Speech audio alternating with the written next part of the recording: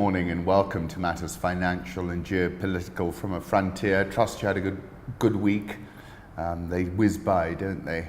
Senegal president wins re-election with 58% of the vote, and that means that he gets a second term without a runoff vote.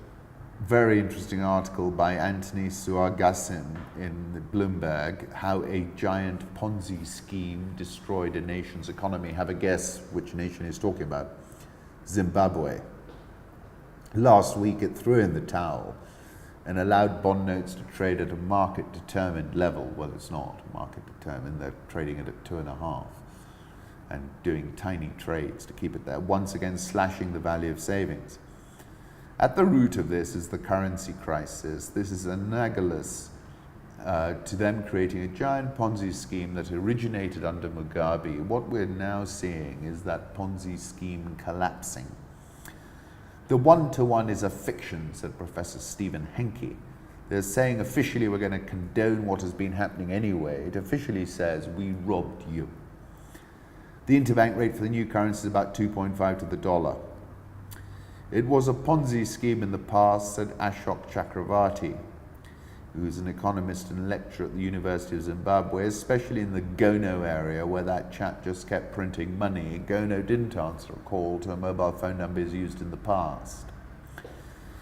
Dollarization puts a hard budget constraint on the system, said Hankey. You can't go to the central bank or any other government institution to get credit for the government. Very interesting article, worth reading. It's a Ponzi economy, he said. And this is what I was saying when I wrote on the 21st of Jan this year. I said the mind game that ZANU-PF played on its citizens has now evaporated in a puff of smoke.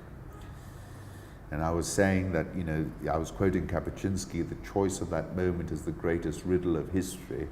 If the crowd disperses, goes home, does not reassemble, we say the revolution is over. And that's why Mnangagwa is trying to pin everyone into their houses. But the point I was making in that article is there's a correlation between high inflation and revolutionary conditions. And I also said, what is clear, it's at a tipping point moment. I've got nothing to change my mind. And it's voodoo economics, At one point in October 2018, when I saw the numbers, they had $9.3 billion of Zolars in banks compared to just $200 million in reserves. And that must be worse now. Botswana's trade minister, in this short video, have a look at it, it's on Rich Wrap-Ups. He's speaking about the $1 billion Pula credit facility that they're availing. Initially, it looked as if they're just cutting a check. It doesn't look like that at all. They still want both governments to guarantee the facility via reputable lenders, and Botswana's guarantees via Botswana Insurance Company. The details are all there. It was increased from 500 million Pula to 1 billion. There is no large sum of cash exchanging hands. It was never on the table in the Binational Commission. What is on the table is money from private funders for Botswana businesses willing to invest in Zimbabwe. Zimbabwe and Botswana will then provide the guarantees for that credit to hedge against risk. So that's a better explanation. Let's move on to Tanzania. Forex shops remained closed in Dar es Salaam, Tanzania, following the Bank of Tanzania an unannounced inspection and shutdown. That's from Maria Sehai. The Tanzanian shilling, this is a chart of the Tanzanian shilling, it's at a record low. You can see what's happened. The Citizen, the newspaper, was suspended for writing an article about the shilling. And I responded to Zito Kabwe. I said the lesson is actually an old one, and it's one that Mrs. Thatcher used to frequently tell the House of Commons. There is no way in which one can buck the market.